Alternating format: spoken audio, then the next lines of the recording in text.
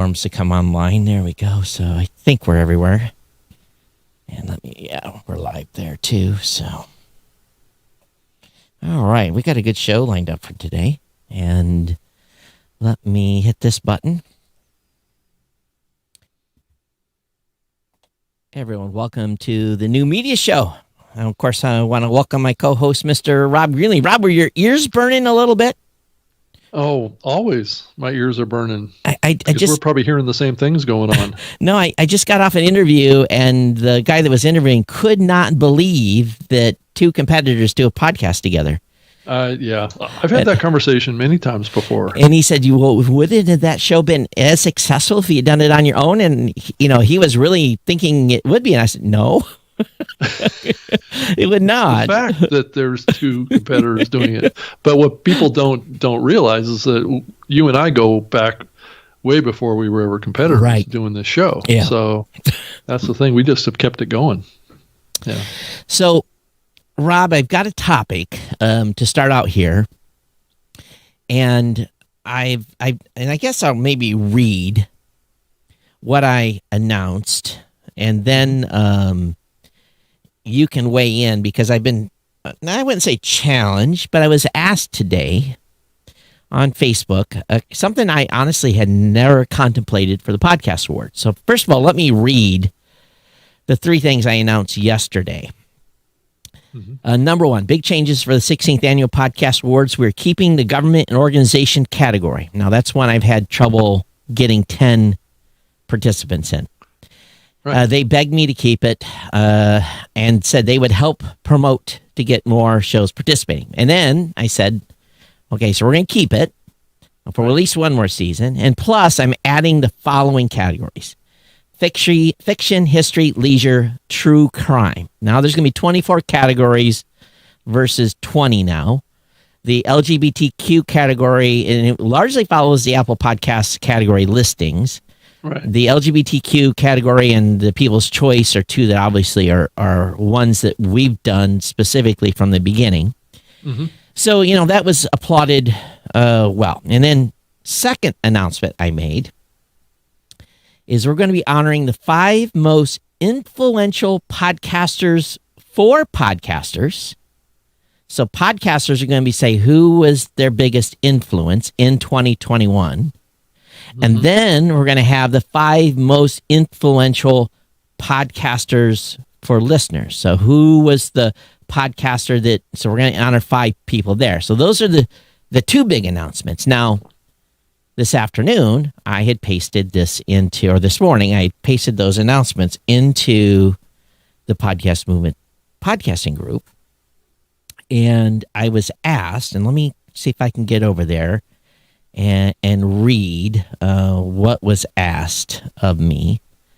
They essentially asked, and probably I'm 5 pages down here by now because of the amount of posting that happens over there, asked if was I going to add a Asian podcaster category, a Black podcaster category, was I going to do a woman podcaster category, was I going to do a man podcaster category. So basically, instead of having, in addition to the topics, category based, the awards have always been set up to be able to honor those in specific genres to engage their audiences. So I've never really considered up to this point, because there's already the Black Podcast Awards. There's already the Asian Podcast Awards. So I felt, number one, I really didn't need to do that because I was infringing on their awards. Right. But the response when I said that we weren't going to do that was kind of shocking. The people said, well, that's sad. That's terrible. You're not going to do that. And I tried to explain, the awards up to this point have been about categories of content, genres of content, and on listener engagement. So I asked, and one of the people that asked for the categories was one of the people that run the Asian Podcast Awards, if we would add an Asian podcaster category. I don't know how. I can just add categories, but it's expensive. It's adding those new. Well, it's a trophy. It's it's time on the production, right? Yep, and so it's not so much on the production. We've added the 4 categories. It does cost a considerable amount of money for each category. I typically say it's about $800 a category. So, and I don't want to look like I'm getting greedy because you have to register for a category. And if I just add 8 new categories, then people in podcasting space, it's just I'm looking for a money grab. So I could be accused of that. So I don't know. I'm torn. In one hand, I thought, well, yeah, maybe I should. And on the other hand, I'm like, maybe I shouldn't. So I don't know. What do you think?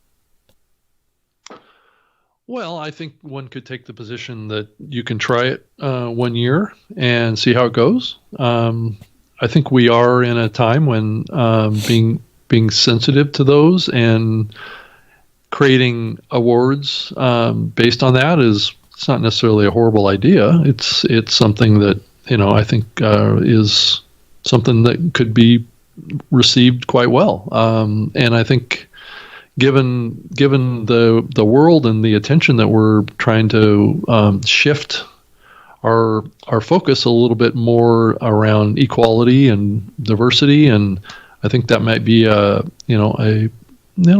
good step forward on that front. I know that the Podcast Academy did not take that approach with the Emmy Awards, so we haven't done that. So you would be breaking kind of new ground there to some degree. So then let me go through this so what the category list is now.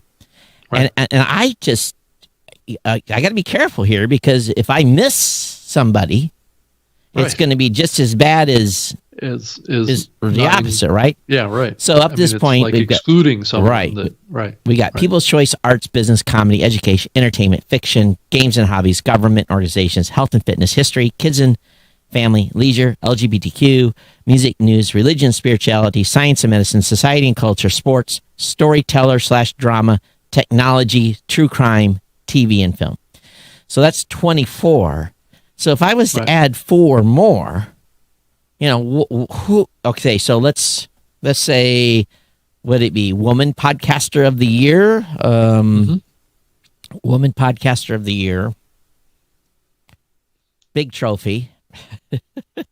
Yeah. So there's, I'm thinking about, okay, just please don't shoot me. I'm just thinking dollars here. Well, and I think you're probably going to have to define that because there are podcasts out there that have a female and a male. Oh, is that considered a female podcast? Oh. So if you're going to head down this path, you're going to have to be a little clearer on what the So it actually is probably not Woman Podcaster. It's probably Female Podcaster of the Year. That's probably the more appropriate term, right? Right, and is it really more focused on best female host, or maybe is it best female hosted podcast? Oh, yeah. So that would be how I would think about it too. Right. So let's think about it that way because I kind of like that. Best female hosted podcast. I like that. Right.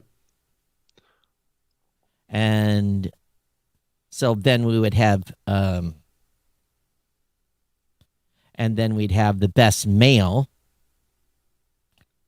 hosted podcast. Right. And then we would have, would it be the best people of color? Would it be the best black hosted? What's the appropriate term there to use? Am I,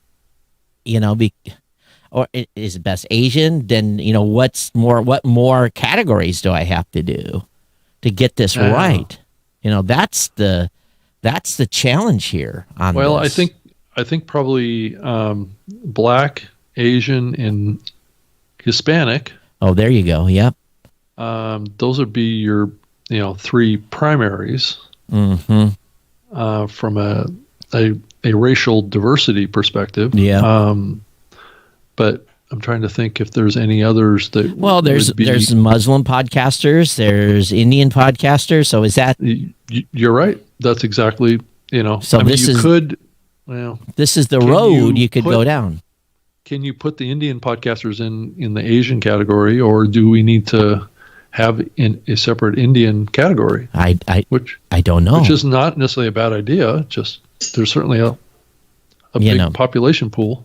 Because I'm looking if I'm looking at this right now, and so again, 1, 2, 3. That's $4,000 more dollars in cost. Right. So obviously I do a little better the more, so I get a little economy of scale here, but if I went with those 5 best female hosted podcasts, best male podcasts, best black hosted podcasts, best Asian hosted podcasts, and best Spanish hosted podcasts, that gets a lot of the categories. Yeah, it does. It does. And so anybody listening have any suggestions here? Because then I know what's going to happen. The first thing you're saying is, how come? How come you didn't include us? Well, who are we missing? Well, that's what I'm trying to figure out. Right. And maybe that's the feedback that we need to get here is who are we? Is there some large group of podcasters that we're just, forgetting about here accidentally here? It's not like we don't want to remember it. Maybe we're trying to think of the biggest pool of potential podcasters out there. And those would be the categories that I would think of. And these categories would be on par with People's Choice. So those are much more expensive categories to support because the trophy's bigger and everything. So, right. And I'm sure we will probably get enough registrants to cover the cost on each of those categories. I would hope so. That's what it really boils down to is right. And some categories supplement other categories because there's more than others. So, but again, is that the right terminology? Best female hosted podcast, best male hosted podcast, best black hosted podcast, best Asian hosted podcast, and best Spanish hosted podcast. Is that the right words? Yeah, I think so. It seems like it would be. The only other way that I would consider doing it is just best podcast host. Could be more person than podcast, but well, I've got the People's Choice already. It's probably better to be focused on the podcast itself from a content perspective. Yeah. So what this really does is this splits the awards now into content and personalities. Right. And I'm all, hey, Dave over at International Podcast Day, I might need 90 minutes now. Because this will change the award show. I'll have to. Oh, it will. Yeah. There's going to be no more reading of the nominees. There's just going to be the nominees are going to be put up on the screen, because I won't be able to read all 10 nominees, and maybe that's overkill anyway. Right. And then, because if I look at this, and I have to get even numbers here, Rob. So I've got 5. We need one more. So that takes me to 30. See, I'm already at a 60, and if I give each person that wins 2 minutes to speak, I'm going to have to cut down the amount of time they can speak. If I'm trying to keep this in a 60 minutes award show, it's going to have to go fast. So faster. Right, we've already done. Right. Greg says, what if you identified the audience, not the ethnicity of the host?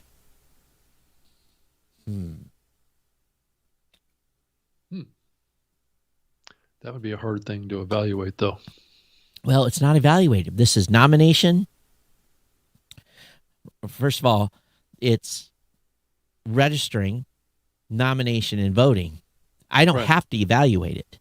This is the if you think you are the best female hosted podcast, you register for that category, and then you engage your audience to come and vote for you during the voting period. Right. So, but I would need one more category to make it 30. Well, that's the one that maybe we're forgetting about that we hadn't thought of yet. So maybe ask for feedback from everybody listening here. Are we forgetting some large segment based on ethnicity, race, gender. I would. There's typically only male and female, but I do know that there's some shows that work on pronouns, trans folks as well. So that would be the only other on the gender side. Do I have them covered in LGBTQ? But that's a content type. That's not a. That is not a. Well, actually, LGBTQ is a.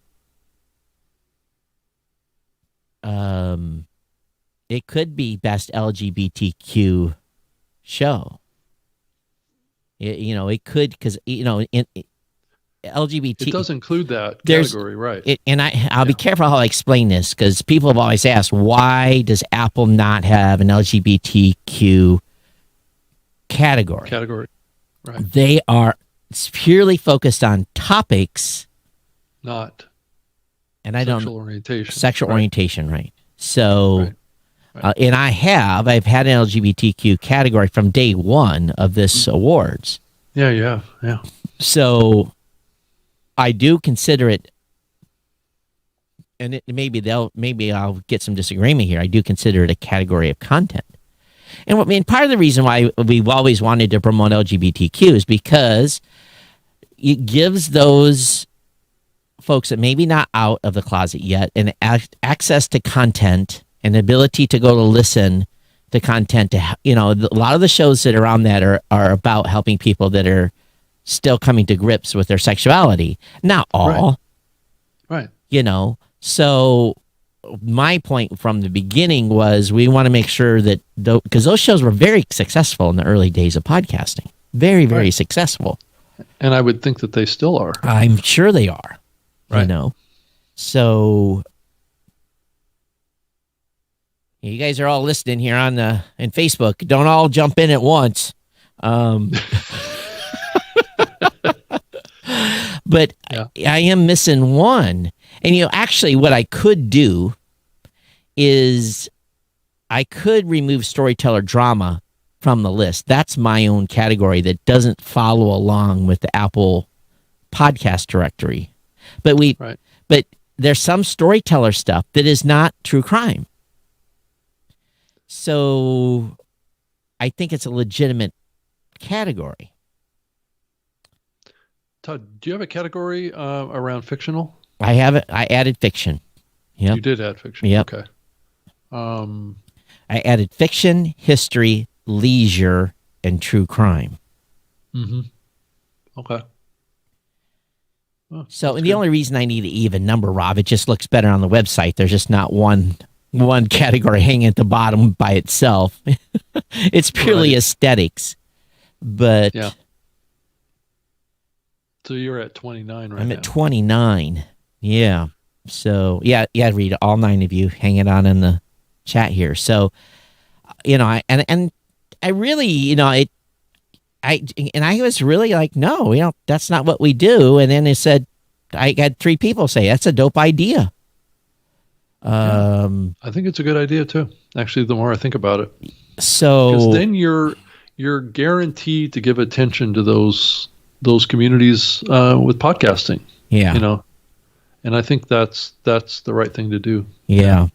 So I think that I'm willing to do it, but I just want to make sure that I don't want to put other. That's stupid. And it's kind of insulting. No, don't do that. Yeah. So, yeah. One more. Best female. Maybe best.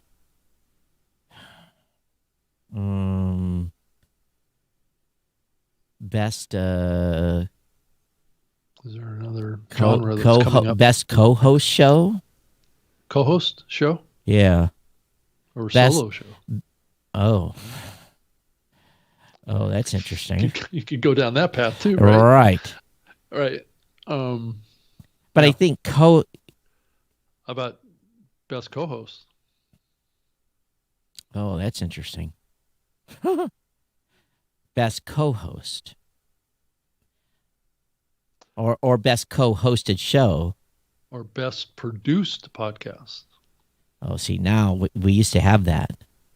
Oh, you did? Yeah. And that is, then Then you're into some subjective stuff. but again, the way we do it, it's not subjective. The audience votes, but it's very subjective. it's very subjective. All these categories are subjective, Rob, because I have people that will put their podcast in 3 categories.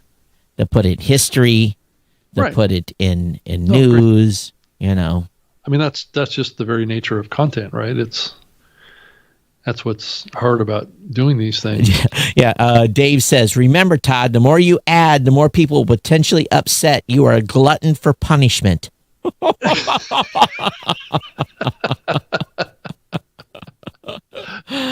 Here's the good thing about, you're trying to avoid that. Here's the thing about the podcast awards that has actually been pleasant the last couple of years. I haven't received a ton of abuse. Why is that, Todd? Do you think? Because of the process that I changed it. I made the rules so I wouldn't be subjected to that abuse. You obviously did the right thing. Well, yeah, but we're talking now 1, 2, 3, 4, 5. I'm looking at like a considerable increase in budget here, so there is a risk, and I can eat some labor, but this adds a whole new dynamic. 30 categories. No one's got 30 categories in podcast awards. And there's going to be some duplicates in here. There's going to be some people that are going to win twice and 3 times. Yeah, I believe the Ambies have 24. 24. So I was up to 24 prior to, my consideration here this morning. Yeah. Best. I don't think you're out of the ballpark. No. So I guess maybe just one more, but the People's Choice, though, is like the Mac Daddy. That's the Mac Daddy award of all, will remain so. These 5 so far will be a second tier under that. And then the category podcast. Mm-hmm. So I just, I think what will end up happening here is the feedback I'm going to get is, okay, now you're making me register twice. You're making me register for best male hosted podcast, and you're making me register for history. So you can just pick one. Yeah. But again, it's going to look pretty, okay, so let's say best Spanish hosted podcast. So there better be 10 that apply because it looks really dumb to only have 10 in the voting list. So from what I remember with the Ambi Awards, we had a lot of submissions for like best host, that kind of thing. So when you focus on the personality, right, you tend to drive a lot of attention. But and that's what's interesting about the best female hosted podcast, right? Mm-hmm. Is that you're kind of combining the personality with the content, right? Right. So it's kind of a super category the more you think about it. Yeah, it is. Best female hosted podcast, best male hosted podcast, best black hosted podcast, best Asian hosted podcast, and best Spanish. So, but should black be best people of color hosted podcast, or is black the right? I think it is. I think it is. Yeah. I don't think that you want to lump that community together in with other communities. So, yeah. I know. I almost need one more. I'll think about it, and it'll be the one that doesn't have anybody apply. That's what's going to happen. So, yeah, this is quite an expansion. It is. And I mean, because you usually only do like 1, maybe 2 a year where you change. Oh, one every 2 or 3 years we change. Yeah, right. You this might add one or you might drop one. All right. Now, we're talking about adding 10 categories here in 1 year. Right. And the, first of all, the logistics alone of getting the trophy shipped. Mm-hmm. Yeah, that's huge. matter of fact, they're late because of COVID. Mm-hmm. We've allowed nominees to buy trophies now for 3 or 4 years. Mm-hmm. And I put just a tiny markup on them. And I think this year I'm shipping 80 trophies. So that's, and the people that win a trophy don't pay for shipping. Right. They get a trophy automatically. And then the people that are nominees, they pay for shipping. But my shipping bill is typically almost $2,000 by itself. And then if I have an overseas winner, then that's like $100 just to ship one trophy. So, there are, when people say, well, how comes it costs $800 to do a category? Well, it's all that. It's the trophy, it's the shipping, it's the handling, it's the logistics to get it ordered, it's the accounting, it's the firm that's managing the website, it's all that stuff. And I just take the number and I do get a little economy of scale here, but all right, well, I need one more idea. Best co-hosted, or maybe best co-host. Right. But, you're really not a co-host. I consider us to be, I don't own this show. You don't own the show. We own it together. So I'm your co-host and vice versa. Right. Well, that's how I define co-hosts, is that we're both hosts. All right. So co-hosting. So yes. This would be the best co-hosted show. Maybe that's not the right way to term that. No, because it could be best female hosted podcast could end up being a couple. This could be 2 ladies and 2 men. Right. So that's probably not a good distinction. Yeah. I agree with you. So anyway. Honest question here. Does woke cancel culture necessitate the need to reduce categories rather than increase it? Sees an impossible act to represent all potential categories. So this is the challenge, Todd, I've got an idea for you. That was in Facebook. Go ahead. I've got an idea for you. Oh boy. How about the funniest podcaster? I have a comedy category already, Rob. Well, that's podcast. I'm talking about funniest podcaster. No. Now, we want to make it real interesting. We could go the best podcast host. Not that I could ever put my thumb on the scales on that one. Best podcast host. I thought you already had that. No, we're talking about best podcast hosting company. Oh, hosting company. Oh, I see what you're saying. I know that term host gets mixed up with host of a podcast or host. Blueberry would win that baby every time. Yeah, right. No, I can't have that category. Blueberry's the default winner every year. Right. Well, let's crowdsource that one, Todd. Best artwork. Well, again, that's again, it can be subjective because people say, "Oh, I love the show. I'm a fan of the show. I love their artwork." Todd, how about best host read? Remember, listeners are voting on this. I know. So we have to think it from that stage. How about best listening platform? That's interesting. But I'm going to get... Okay, Spotify. All right, Apple. In order to participate in the podcast awards, you must register and pay $1,000 to be considered to be in the best listing platform. Oh, yeah, that'll go over like a fart in church. That ain't going to happen. So, well, the question is, do they have to apply to be included? Yes, they do. They do. They do. This is the dealio here. They don't, because I can't do this without dollars. Well, Todd, that might be a way of getting sponsorship.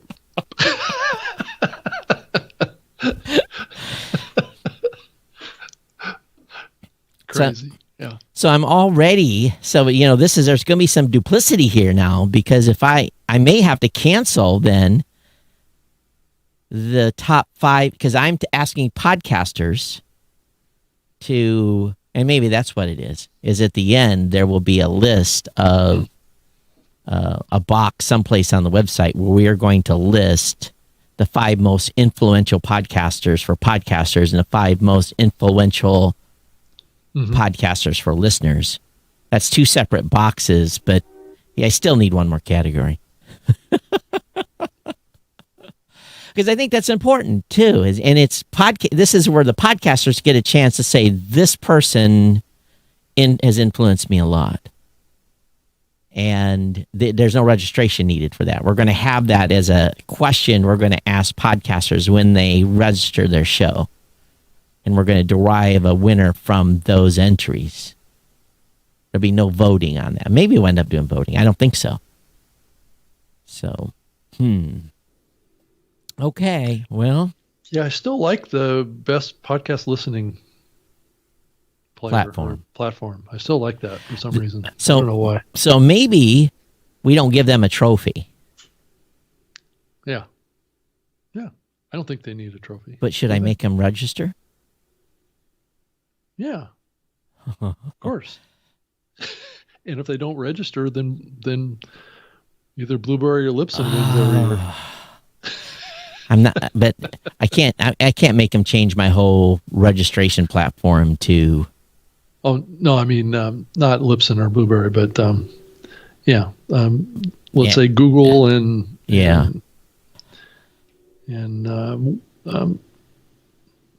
Google and Apple apply.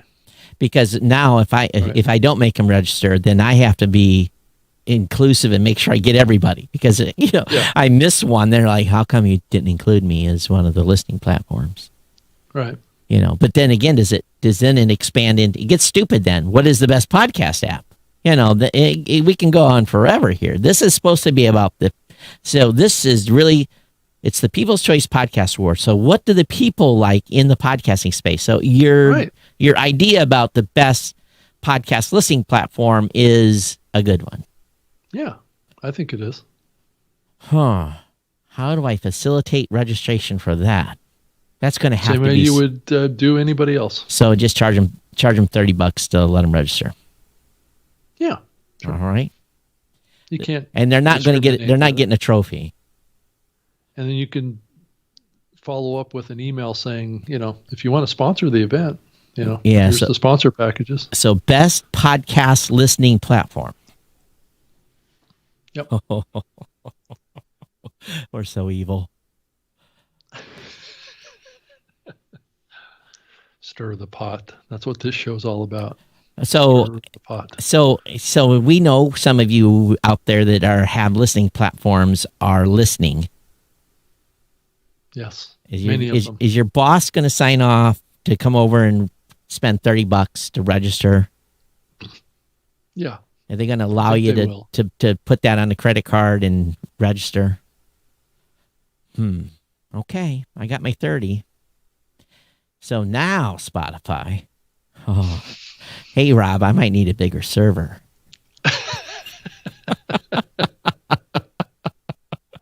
No, so okay. So here's what we've just done. Publicly at the same time, too. So this is it's on the record. This is definitely a way to get attention. Because can you imagine iHeart saying, go over and vote at the Podcast Awards for the best hosting platform? Hey, it's all about the listeners, right? It's all about the page views on the website. Yeah. So, okay. Wow. I am going to get, hey, Dave. Yep. You can just blame me, Todd. I'm the one that gets blamed. Dave, it will be, there is going to be, yes, I'm a glutton for punishment. But here's the beauty about this, is I do have some help. And I got to run it through them because I do have a committee now that I run this through. Now I will, they're going to go, oh, it sounds great, Todd. Let's go ahead. Are they saying, Todd, what are you thinking? Let's not do this. Okay. So, those of you that have platforms, please email me. And if you think this is good, I would doubt that any of them would promote the awards. I just, if they did, I would be shocked. iHeart won't, because they do their own awards. They won't be promoting another awards show. Some of the other platforms might. They might. They might. I mean, if you think about the big picture of it, even the Ambies, right? It's just more attention focused on probably a different set of podcasters. There's going to be different winners at each of these events, so it just drives attention to more podcasts, and it's all good for everybody. Oh man, yeah, we're going to need more time to do the award ceremony. This is a lot of stuff. Who wants to be the MC this year? Anybody want to be the MC for the awards? That's an interesting question. Yeah. Yep. You got to have a cool studio. Yeah. So, and it's a busy time between the 23rd of September and the 30th. Cuz we get the results on the 23rd and we produce the show. We produce the show on the 27th. And then I've got some ideas on presenters for you. Oh, okay. I mean, I don't want to talk about it here, but all right. I've got some ideas for you. So you guys are listening. You heard it first. And I want to thank Jerry Wan, Pamela Greer, who else? Or some other people. Marty Welch for challenging me a little bit on the website today. So, all right. I'm sure we're going to hear that I missed somebody, but there's always next year. Mm-hmm. And anyway, did you guys find this entertaining? We've used a little bit of the show to go through this, but Rob did. Okay, I won't say. And no, Rob had nothing to do with this. I have no insider information on how the Ambies process. Just so everyone's clear, I have no insider information on what happened with the Ambies stuff. What you know about the Ambies, I know because Rob talked about it here, nowhere else. He didn't talk to me privately about it. Right. So, I do own Dan, the Podcast Hall of Fame. Let's get her going. He's going to. Okay. You know who owns podcasthalloffame.com, right? No threats.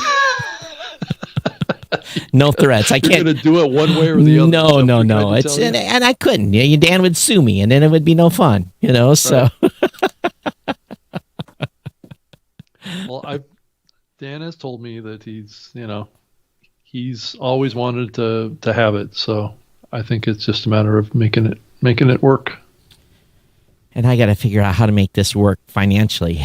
That's the question he has too around the Hall of Fame too. So both of these events. Yeah. But I've also told him that I think we can get sponsorship for the Hall of Fame going forward. So the problem is the only thing that's been supported by the podcast awards is the podcasters. I've had very little corporate support for the awards. So, it's I could make these categories be able to be sponsored too. So that is a consideration on these five categories. You might think about doing that, I think. So it's put $1,000 on each of them to cover the cost, and and then we'll say who it's sponsored by. I am going to do that. But at the same point, this is not about a money grab. Right. It's about paying the costs of doing it. Right. And there was last year, I think I was up by like maybe $3,000 last year. I dumped it all. I've got the dev working on improving the site, and we're going to burn every penny of that in new dev work. That's only 20 hours of dev work. $3,000, $150 an hour. That's, you burn through dev work quick. Right. So, all right. Well, what else is going on in the podcasting space, Rob?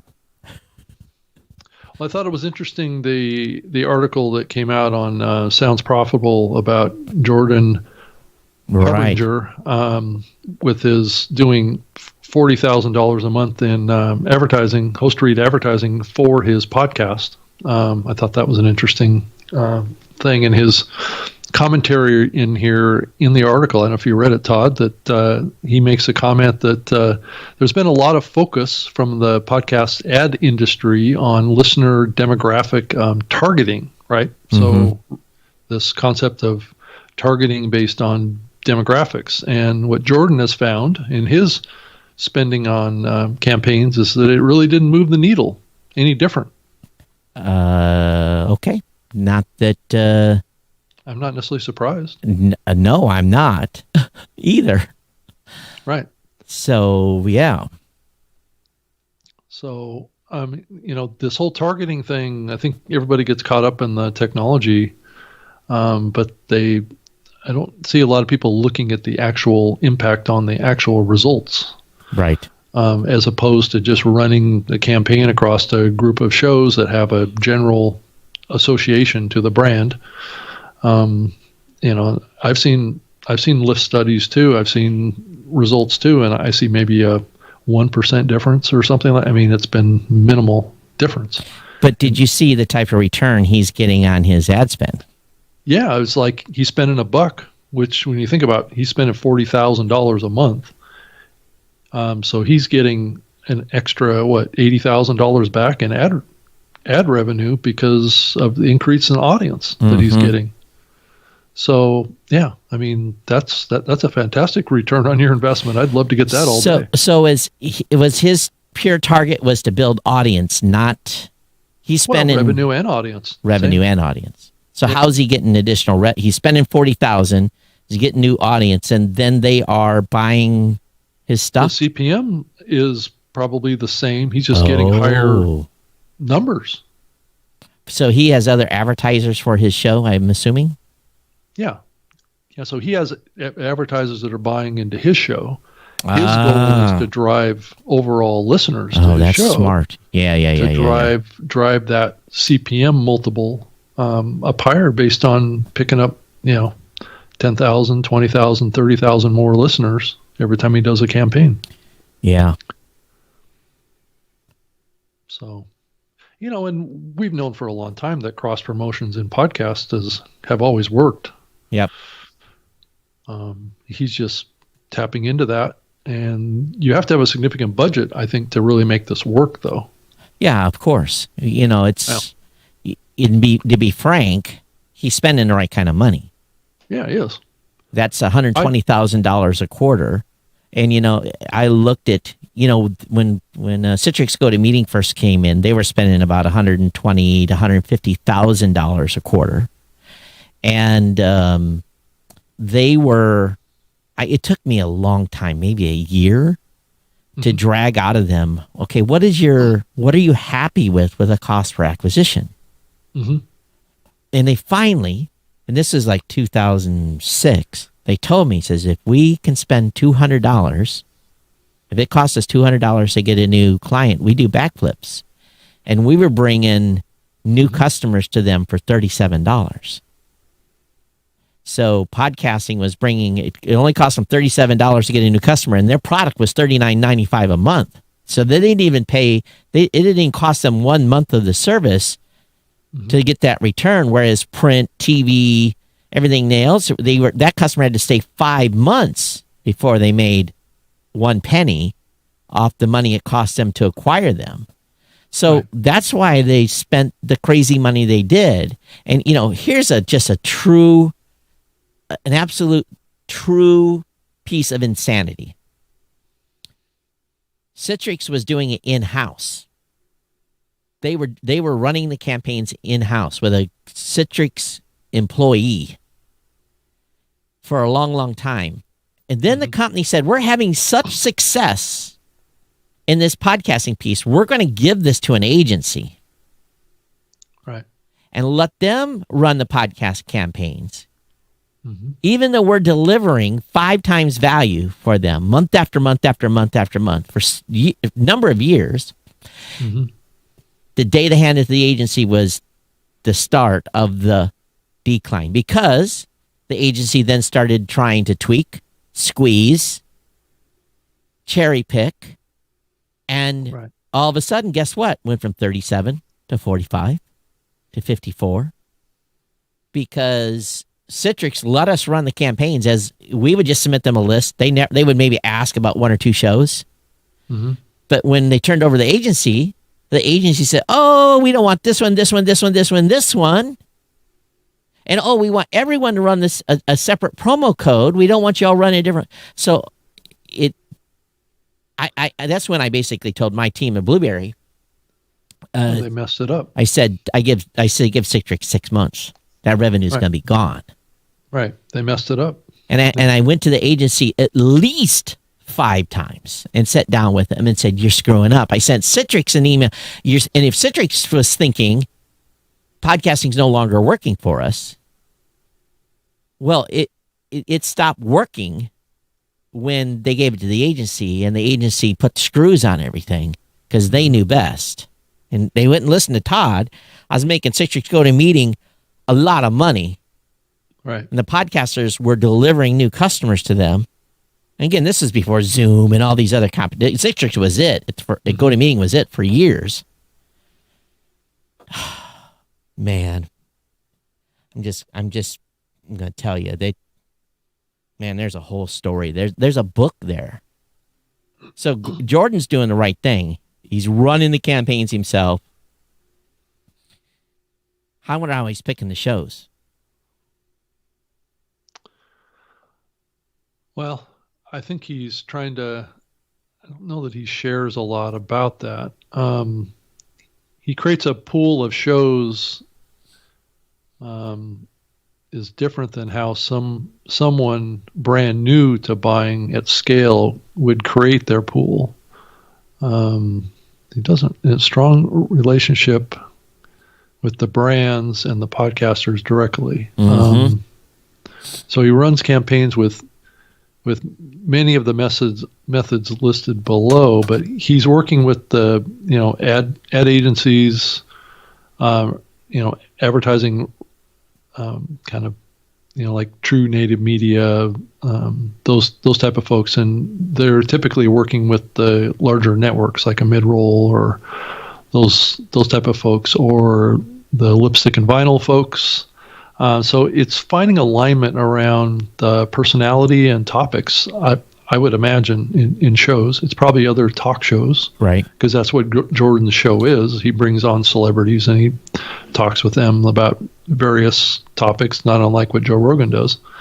So it's very similar in that. So if you can align yourself with similar shows that are doing similar types of content, whether it be female or male or whatever, he can probably map that. And if they're large scale shows, he's going to have some spillover out of those shows into his show. Right. Right. Yeah. Mm. So I'd like to hear one of his host reads, which I haven't heard. Yeah, I'd like to. I guess he's the one that's actually voicing them, which makes sense. Oh, so it's not a host endorsed. It's his. Oh, interesting. Well, some of them are using dynamic ad insertion. So, which is more and more where the industry is moving, right? Right. So, yeah. So that, it looks like that's a part of what he's doing. I'm not sure. I didn't see if the actual host of the show was actually endorsing another show. I'm trying to think here. I don't know that they're doing that. I don't know. Do you think that would be a good idea? Is a host of this show doing a host read to promote another show? I suppose they could if they're in the same network, right? Well, we did it in Tech Podcast. No, but let's say you're a part of Jordan's, I think, still part of Podcast One as far as a network, and he's doing a show and then promoting them in shows that are on like Midroll or someplace like that. Now, those could be in various networks. I'm surprised. I'm probably the reason those show hosts are not doing the ad spots is maybe they feel uncomfortable doing that. Promoting another podcast. This is where I run into most of the time I get huge resistance when podcasters try to do ad buys. The other podcasters don't want to run it because they think they're going to lose audience to it. And little do they know that there's a, this is where promo swaps happen, and they're very, very effective. If you do promo swaps with other shows, and you can run their promo, and that was super effective way of, first of all, you would get a duplicative audience because they'd listen to both. Some people would leave you and go to them, and some people would leave them to come to you. There was a trade-off, but usually it was a net gain. Right. Well, I'll invite Jordan to come on the show. Maybe you can talk a little bit more with us. I did a call with Jordan maybe a month ago, so it'd be fun to have him come in and talk about the experimentation that he's doing in this area. Yeah. Yeah. So, well, I think that he's found, that's an interesting way to feed the beast. You spend money to gain listeners. You gain the listeners. Well, if you're on a CPM model and he's built a pretty good sized audience for himself for many years now. So he's got a good base to work from. Does he say how many listeners he gains for $40,000? I think he implies that it's tens of thousands. It depends on the size of show that he runs in, I guess. Tens of thousands. But, yeah.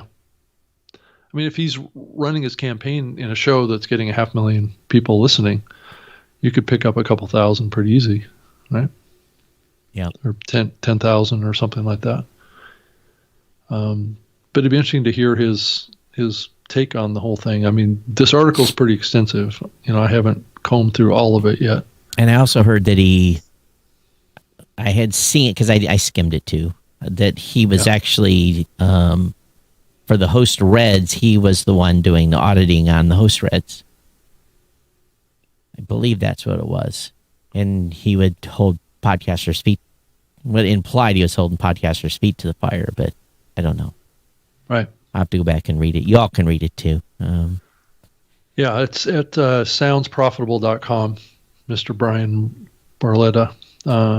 He's doing some interesting stuff over there with that article newsletter that he's got going. I think the thing that podcasters, it was the hardest part of doing podcast ad deals is when I had to have the conversation. And usually it was on the phone. And I had to be an asshole. And basically say, listen, your host, your reads are less enthusiastic.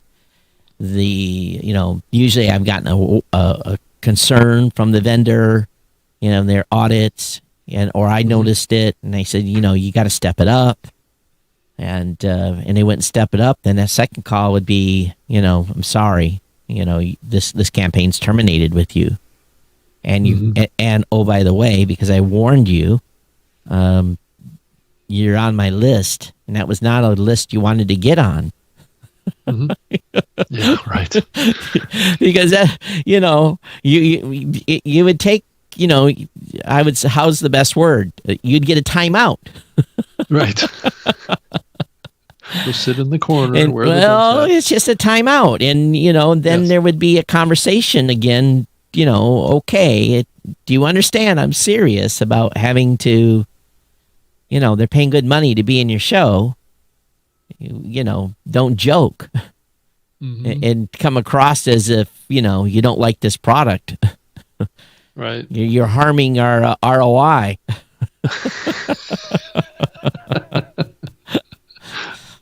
Yeah. Or the worst thing was I hated getting the calls from the media buyer. Todd, yes, we got a little problem. Okay. And I usually know who it was already.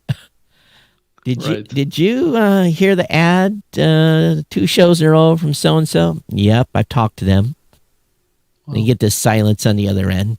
So what's going to happen? If they don't square away in next round, they get canceled. Okay, are you going to be able to make that up with somebody else? Are you going to be able to get that volume back? That's not a comfortable conversation to get. No, it's not. No. You know.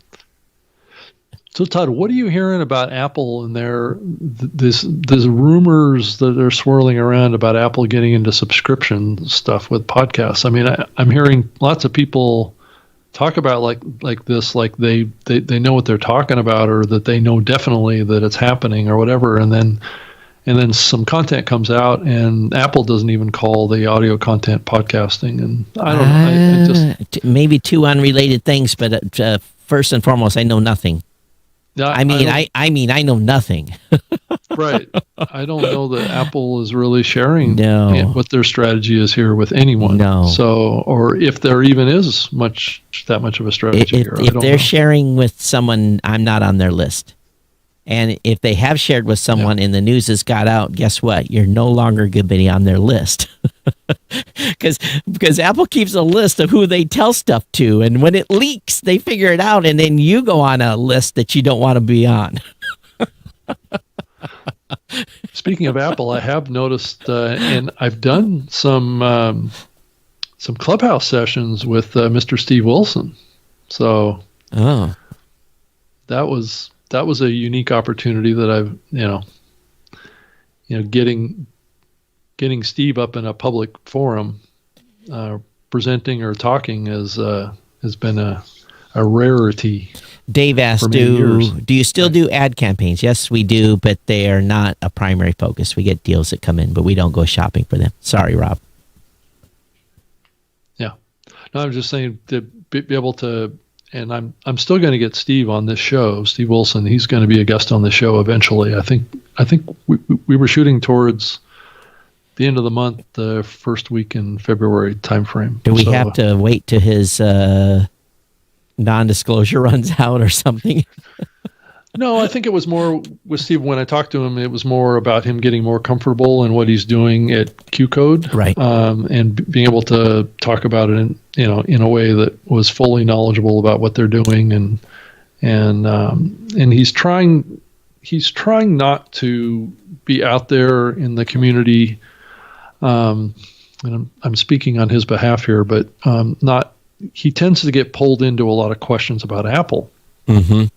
And that's uncomfortable because always qualifies his comments because he's no longer representing Apple. But people still think of him as part of Apple. So it's a little bit of a delicate balance that he has. And so when he's going to be on the show, I don't want to spend a lot of time talking about Apple with him. Here's the thing though, is the Apple guys will talk to you pretty liberally in person. Right. But they know when they leave Cupertino that they have their constraints. Mm-hmm. And that is one thing you must say about the Apple machine. The employees are very, very careful.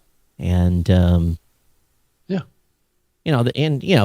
they'll talk to you about the space and if anything they can and solicit ideas and feedback. I mean, Steve is a wealth of knowledge and a wealth of experience. I mean, he's been working at an international scale with podcasting for a good 10 years or more.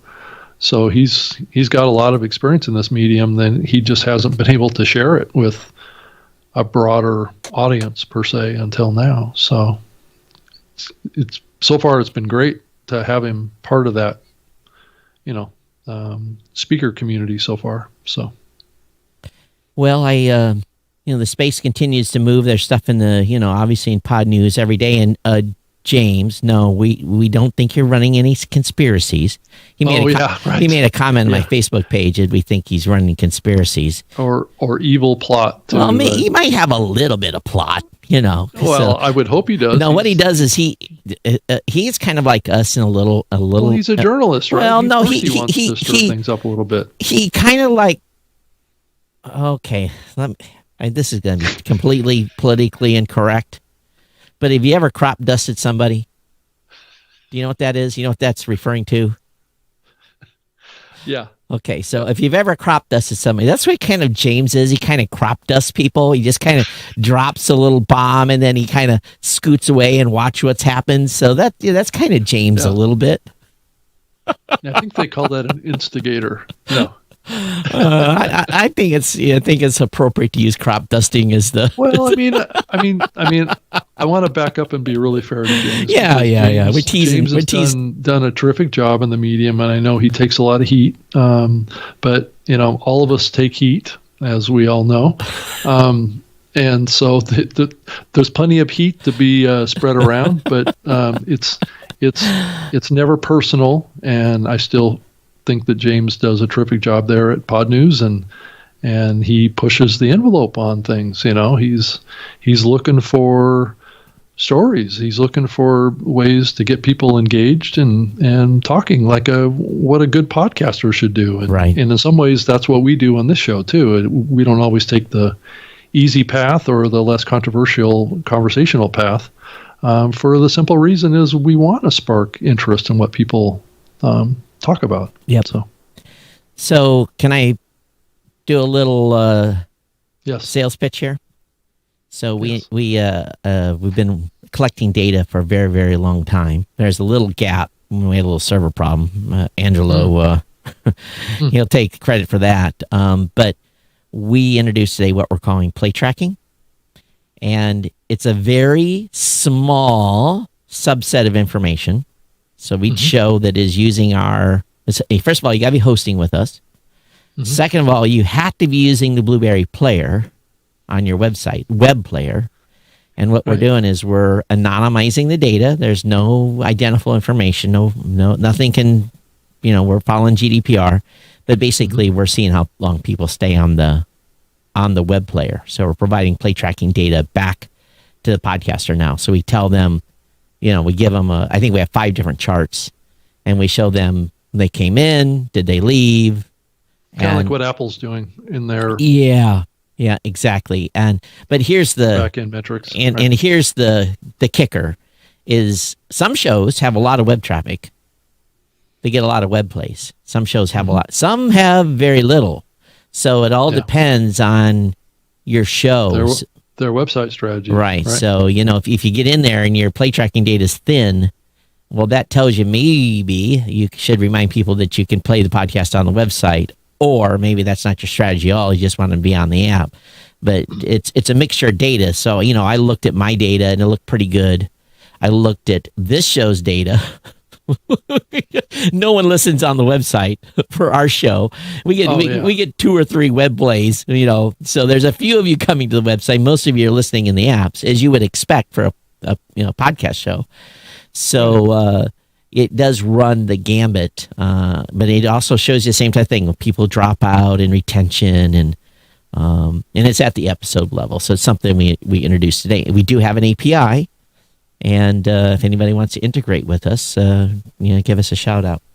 So Todd, on this show, does the chart go kind of start up here, and then toward the end it does this? Rob, there are so few people that listen to the show on the web player. I call the data inconclusive almost. Because when you get 3 or 4 people that play the show on the website, But what's interesting is we have a lot of people that use Chrome, but they don't use the player. So that's something I have to figure out is where are they listening to the show on Chrome? So Chrome is the agent. So are they going to Spotify and Chrome, or where the heck are they getting the content? It is a little bit of a puzzle to me.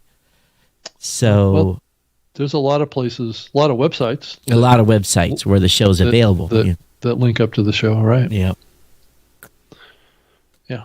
I think we run about 5%, just about the national average for, my personal show runs even higher. It runs like 13% for people that listen to the show via a browser. So, yeah. But anyway, that's my Blueberry pitch. Anything new going on at Libsyn, Rob? How's that Libsyn 5 coming? It's coming along. It's almost to the finish line. Oh, the UI stuff. I understand. We're at MVP 1 here soon, and there's always a million stuff that we're working on. So. Yeah, the sidebar is first, and then all the inner menus, and yep. And it's tough too, because it's kind of like rearranging the grocery store, right?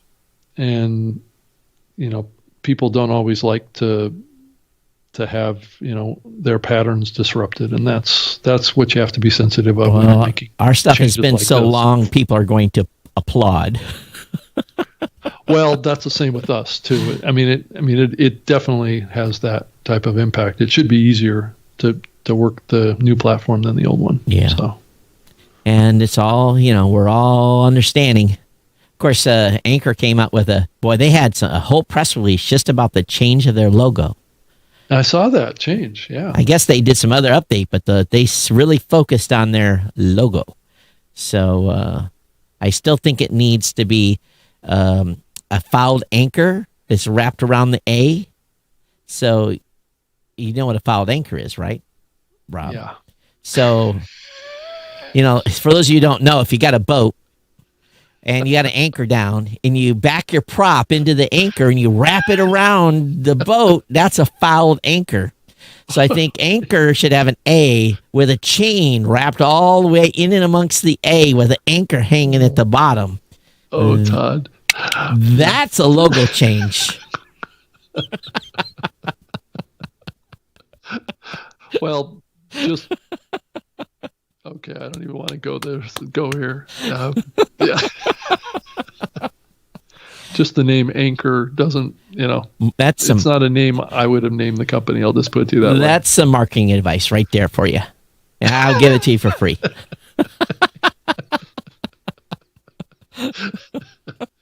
Right. Yeah. Okay.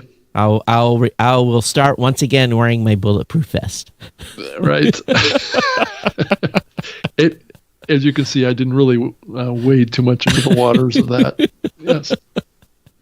Well, if the stock market people have their way, that might be what happens. Well, there is talk that podcasting isn't working out as well as people had hoped. Yeah, right. Yep, and you better not put all your marbles in one operation. Right.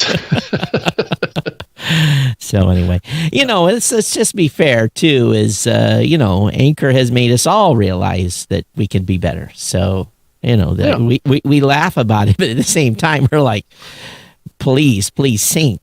Please let that ship sink. I might be able to actually take a real vacation. Right.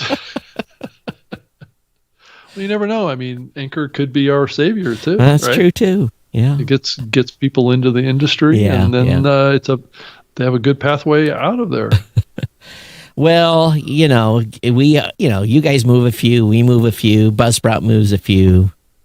But right. Hey, did you see that there was a news article that Bannon claims that he was getting, if this is true, Podbean may wish he wasn't hosting with them. So he's getting 30 million downloads a day. And some of his episodes have gotten as many as 30 million downloads. In one day? In one day. Wow. Wow. Now, okay. Rob, you hosted Joe Rogan for a while, and Joe had quite the deal with you. I'm sure your bandwidth bill has recovered quite a bit. So 30 million downloads. Right. Oh. Makes me shiver. Well, I'm sure that wasn't like every day of the year. Well, he reports his downloads every day on his show, and it's getting massive numbers. And sometimes he does 3 shows a day. Wow. It's crazy. Okay. Wow. Now, anybody from Podbean like to verify that?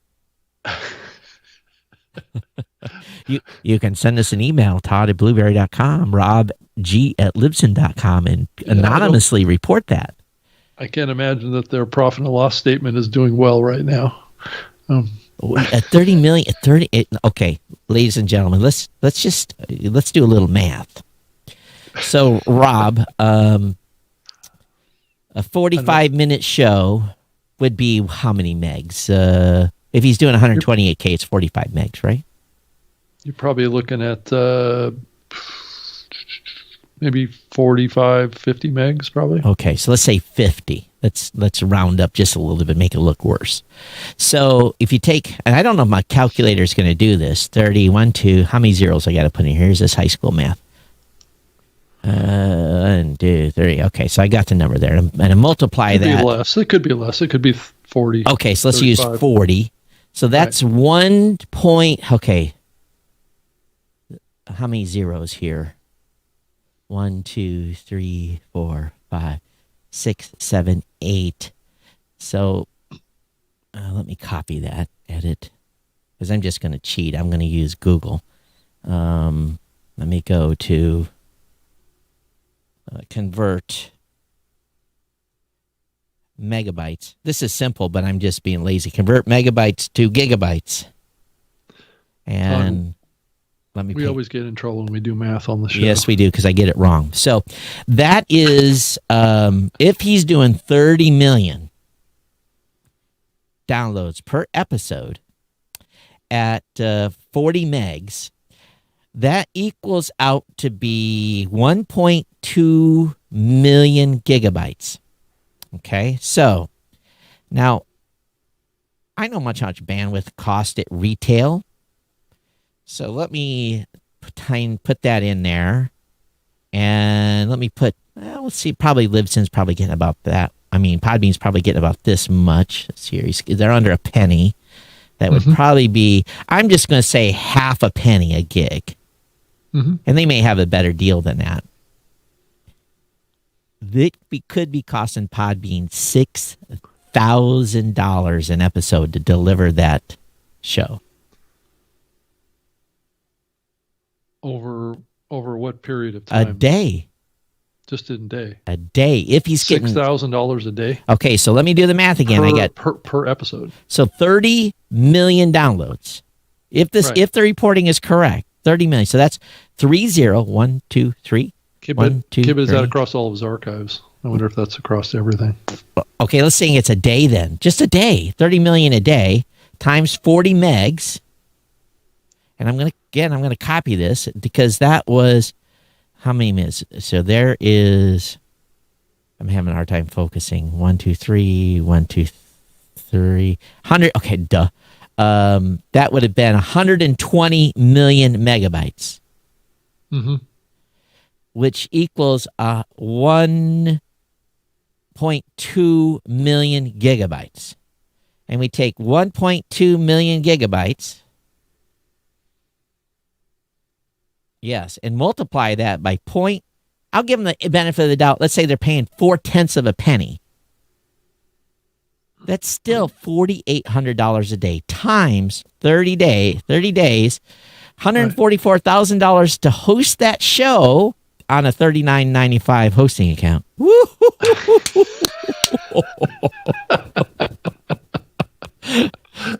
Wow. Now. What is their price? They could have a different deal. So. Okay. Right. Maybe. Possible. Maybe. I would hope so, but it's possible. I would be having that conversation. But if let's say he's on the flat rate plan, and I don't know what is their $40 a month or whatever their cost is for their highest tier. Yeah. You divide that by 40. You need 3,600 customers that are not using all their $39.95, actually using no bandwidth to overcome what that show's costing. Wow. Bandwidth. Hey, Rob, bandwidth doesn't cost anything.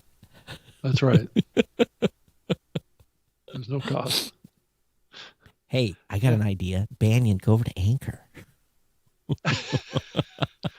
Well, they could probably afford it better. Right. Bandwidth fees are probably less per gig than any of our platforms. So anyway, it's so if you guys, hey, free podcasting, it works. It does. Yeah. I'm just glad I've got some. You have customers too. We've got customers that I look at them. I'm like, is that show gotten commercial yet, or is it still an indie podcaster? And we honor our flat rate plans, and so that's what that's what the business we're in. So, So I saw that the Latin Podcast Awards for 2021 is now open for registration too. Interesting. So maybe I shouldn't have called it Best Spanish Podcast. Should I have called it the Best Latin Podcast? Yeah. No, Spanish is probably fine as well, right? Yeah. I think Latin is probably more inclusive of instead of using the word Spanish, the Best Spanish hosted podcast, Best Latin hosted podcast. Yeah, because there's Portuguese and things like that are. Yeah. Oh, I gotta send an email or send another one. Revise once again my official stack. Right. All right. So Best Latin hosted podcast. It sounds cooler when you say Best Spanish hosted podcast. It does. All right. But that's very specific. I mean, even in Spain, they don't even agree in Spain to what flavor of Spanish, right? That they but speak, Spanish people Spain don't consider themselves Latin, though, do they? I think they consider themselves to be part of that community. Yeah. Mm-hmm. Okay. But is it not Latin? It's Latino, right? Should I say Latin or Latino? That tends to be, in my mind, reference to more South America. Oh, maybe it's more area. Best Latin hosted. It shouldn't say Latino, should it? Well, that's kind of what it means, my understanding. Okay. The Best Spanish and Latino podcast for learning. I'm just top Latino podcast, best Latino. I wonder if I should use the word Latino, but that then implies Central America and Mexico. Again, I don't know. Maybe not. Maybe it also includes Colombia and... Yeah. I would just do some lookups in Google and just make sure that you're including Spain, Portugal, and South America in that grouping.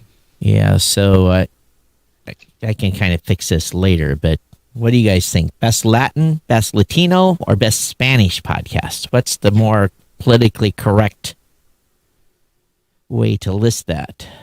Well, which one is the most inclusive? I think, when I searched for best Latin podcast, LATIN, nothing came up. Everything was Latino. Top 60 Latino podcasts, 40 Latinx podcasts, 5 Latin podcasts. They would deserve a Pulitzer. So, best podcast in Spanish, Latino. Yeah, I think I'm okay with Latin. Someone's going to correct me. Mm-hmm. Or they might just confirm that that's probably the best way to go. Yeah. This is sometimes this stuff is hard.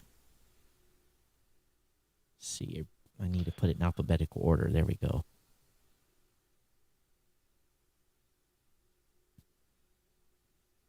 What time are we down? Oh, we got about 7 minutes left. Mm-hmm. There we go.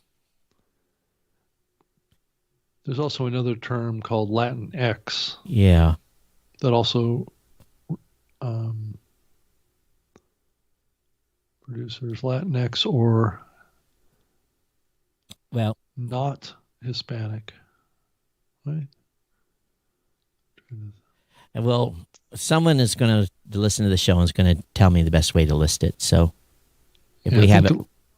I think Latin America tends to refer to Mexico and down. Yeah, but I think there's in Puerto Rico. Again, I don't know. Anybody that's in Puerto Rico, do you consider? I'm sure you consider yourself Latino if you're from Puerto Rico, or do you consider? Maybe not. Maybe you consider yourself Puerto Rican too. I don't know.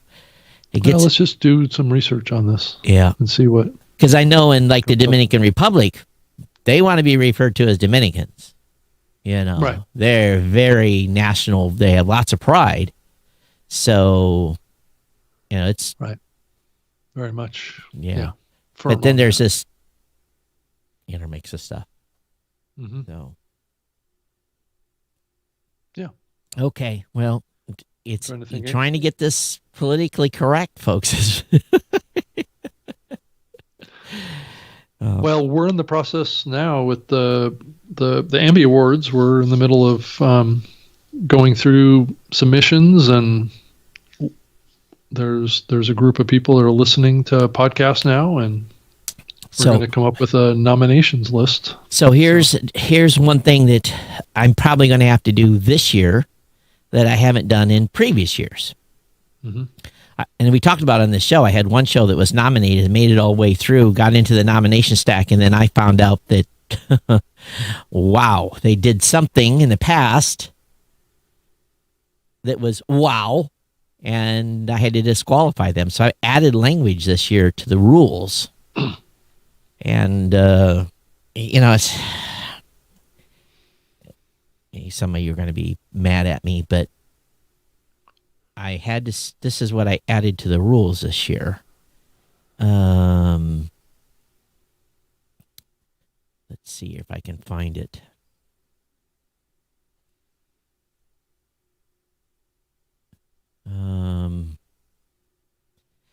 Okay, so this is what I added to our rules. The Podcast Awards Committee also reserves the right to disqualify any show on the grounds of hate speech and or violence. We receive the right to retroactively remove a nominee or winning show from previous years. While we strongly support freedom of speech, we will not tolerate hate speech and violence against others. So I had to add that to the rules to even make it retroactive. Right. I'm not saying that we're going to, but at least we reserve the right to do that. Yeah. Yeah. So Rita says, have you heard of go ahead. Other takedowns in the podcasting space? I haven't really heard. Oh, just that one show that Spotify moved and Transistor kicked off. Right. And I read the blog post of the guy that was removed, and he was not given a reason by Spotify and or Transistor. He was given no reason why he was removed. He says that there was no specific incident, no specific content. There was nothing specifically called out in their show by either of those companies that said why they were removed. They were not given a reason. And Transistor did give them 24 hours to find a new home, and they're on Spreaker now. Oh, really? So, at least that's what I understand. It's what I read. But so you would think that they would have been told why they were getting removed. Yeah. Well. But as I stated pretty publicly, I am not. Spotify can't tell me who to remove from my platform. That's if Spotify does what Spotify is going to do, and maybe Spotify will inform me, but they haven't in the past. I would say that that's true, Todd. Yeah, I would say that that's true. They will potentially be upset with you for enabling it to be submitted to them. That's where the part. But we don't. But we don't look at the shows that are submitted to them. But that doesn't mean that they don't. I know, but at the same time, I would require someone to submit some sort of, they'd have to submit in writing to us episode and time hack of where the offending material is, so we can go review. So I don't understand Transistors. I guess Transistor just said we pass and goodbye. Yeah, and I went and watched one of those shows episodes, and I really didn't hear anything. Oh, I heard some stuff. I listened to an episode as well. Their most recent, the episode that came out right after. I listened to like 10 minutes. Didn't listen to the whole thing. And I can understand why some people don't like the show. Right. I think it looks like what they accuse it of being. Well, that's just the problem. What were they accused of being? Right, exactly. Because they didn't get a notice of what they were accused of being. They were just removed. Right. They didn't get a written reason why they were removed. And my understanding is, and again, based on what I read and heard, is that Transistor basically said, you got 24 hours. So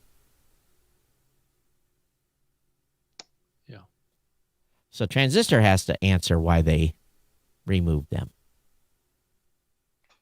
And what part of their terms of service they violate, or that's just a business decision. And Spotify as well. Because I'm sure that came down from Spotify. But if Spotify told me, all right, we're removing this show because of this, that doesn't obligate me to cancel that show. Right. I'm pretty sure I know what I would do if that happened, but you guys wouldn't be obligated to take that show offline either. Mm-mm. No, especially with our terms of service. Right. Yeah. So, again, I guess we're just going to have to watch this. I'm predicting things will subside here a little bit.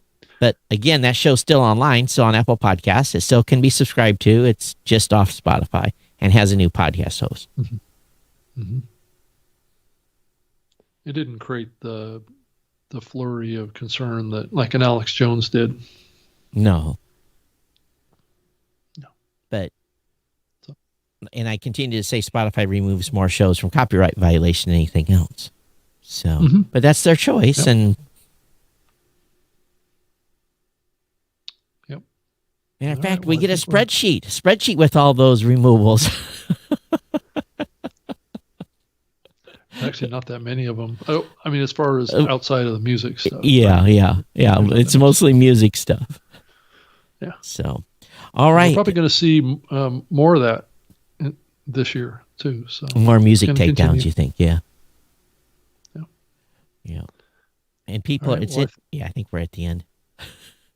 We're at the bottom of the line here. Yep. All right. So thank you for being part of our journey here and talking about my podcast awards categories. Yeah, it was I think it was an interesting conversation. I think, making that decision, I think it'll be a good one. So let us, give me feedback. And 30 categories. How in the heck am I going to deal with 30 categories? Thank God I've got a new system that helps automate this, but that's still 300 shows. More that have to be. Well, it's 60 more shows that we have to review. Right. That's what I was going to say. That also multiplies your submissions. No, actually more than that. It's right. Yeah, it's 100 more shows we have to review. So, okay, yep. It's just time. It's just a number, right? Just time, just a number. So please register. February 1st, we'll have registration open, please. $30 to register this year. So, yep. Okay, we're going to get out of here. Todd. Yeah. Everyone. I'm Todd at blueberry.com, at Geek News on Twitter. I'm at Rob Greenlee on Twitter. And you can send me an email if you want, robg@libsyn.com. Happy to hear from you. Happy to get your feedback about the show. Just appreciate you listening to us, watching us. And if you like what you've heard, there's a PayPal link on newmediashow.com. You can throw us a dime, throw a dime or a quarter or a buck or 50 or 100 or $1,000 in the hat. That would be most appreciative of you. And we would appreciate you very much. So, Todd, one of these days we should do a Clubhouse version of this show. Not put it out as a podcast, but just do a private one over there. Why don't you get the tech hooked up and we can do it live? Well, and you can be the moderator. Oh, no. We just both call in with our phones. We don't record it. Rob, I guess it's one way of controlling the message, because I'm seriously, did you hear about my new name for a new show? For this show? No. A new podcast. Did you read my Facebook post with the idea for a new show? Oh, you're going to love this. So, great new show idea. Here it is. I've got one too that I'm working on too. Bad podcasting advice I heard on Clubhouse. Well, Todd, I've been I've been trying to take a proactive position on this. I know, right? I am too. But the thing is, if we can get in there and create good conversations in there that's sharing good advice, then that's good. So, Rob, do you have a life beyond the workday? No. Okay.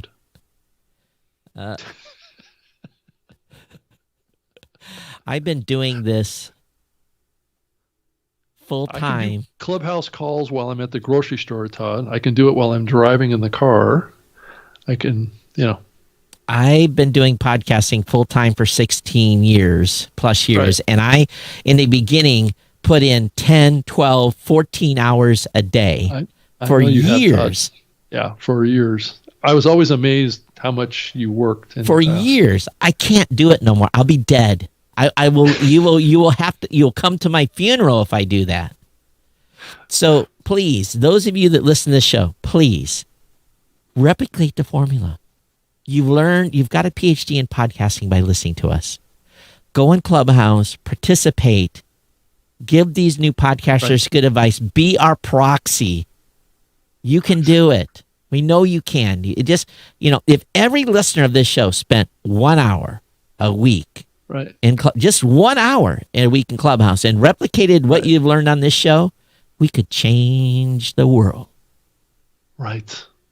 No, seriously. Todd, there's Twitter Spaces coming too, so you're going to have to leave a little space for Clubhouse and a little space for Twitter Spaces, and probably I would imagine Facebook is coming along with a Clubhouse replica as well. What do you think, Todd? I think I'm going to have to hire 3 more people. You've got a team there that can jump into Clubhouse. Rob, they participating yet? We are talking about Clubhouse, but I will just say this. It's a big... Talking about Clubhouse. Okay, so, all right. I don't know how much money you make. All right? I really don't. But I'm going to guess. I'm going to guess that you're probably worth $50 an hour. I'm just going to guess. Right. Again, I'm just throwing a number out. If it's off hours, Todd, I do it in the evenings, so I don't do it during the workday. You absolutely have no life.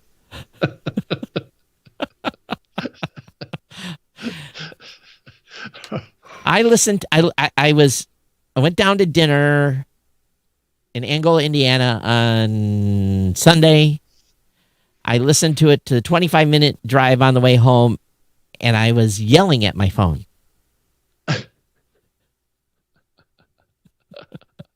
Because what you were so aggravated based on the bad advice that you were here was the question.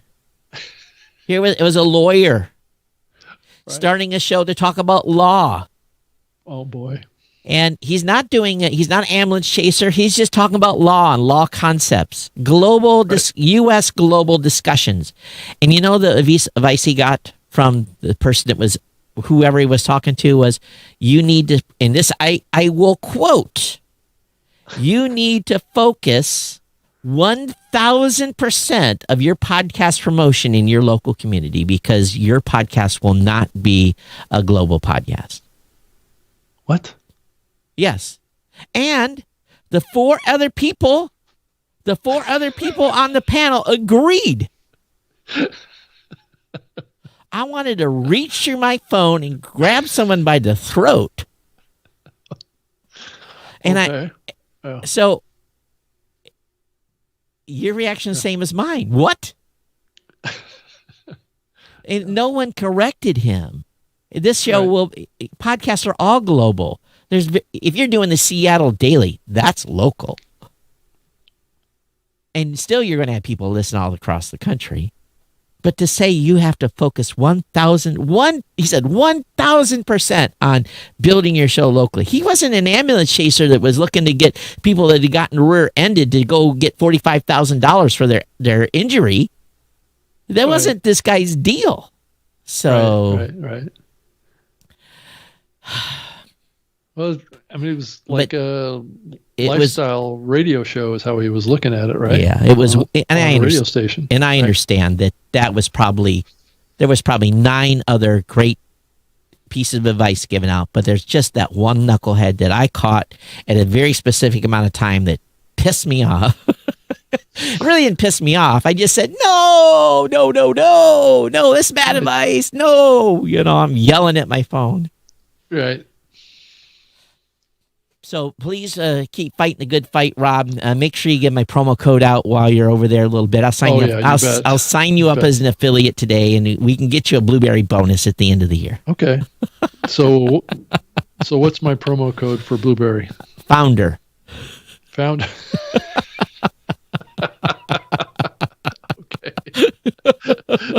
Sometimes I feel like it. Yeah, so that'll get you. You can use that to hand that out and get them 30 days free. What's your promo code, Rob? Rob G. Rob G. So I use Rob G for Libsyn. You use Founder for Blueberry. We'll just, horse trade. Up to 60 days free. Oh, your offer's better than mine. Join at the beginning of the month. You can get 2 months free. Oh, okay, awesome. Mine is 30 for true 30. But if you join at the end of the month, you only get 30 days. Oh, that's how it works. So we designed ours a little different. So yes, ours is a floating 30. Yes, so. Right. You're all like, what the hell are these guys doing? Okay, we'll get out of here. Thanks, everybody. Thanks for being here. Thanks for being part of our little family. And we'll see you back here. What is today?